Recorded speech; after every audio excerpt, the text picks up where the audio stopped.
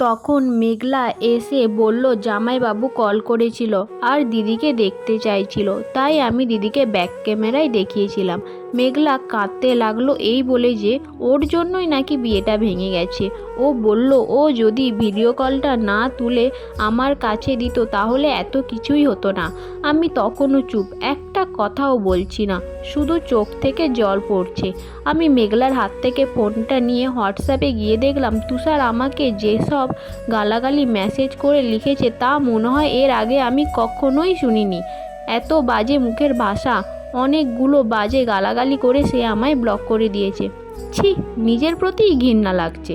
এত বাজে একটা ছেলেকে নিয়ে আমি সংসার করার স্বপ্ন দেখছি। কাল বিয়ে আর আজ সে আমার সাথে এই ব্যবহার করলো। আমার কথা বাদই দিলাম, আমার বাবাকে এত অপমান করলো।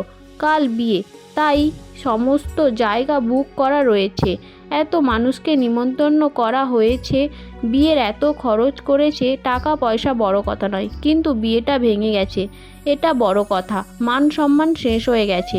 আত্মীয়দের সামনে আমার বাবা মুখ দেখাবে কি করে? এখনকার সমাজ কেউ তো আর ছেলের দোষ দেখবে না, কেন কিছু হলে মেয়েদের দোষ দেখবে। এই সমাজটা বিয়ে ভাঙা মেয়েদের দোষ দেবে প্রথমে। সেখানে আর এক মুহূর্ত দাঁড়িয়ে রইলাম না, নিজের ঘরে চলে এলাম। কেন যেন খুব বিরক্ত লাগছে।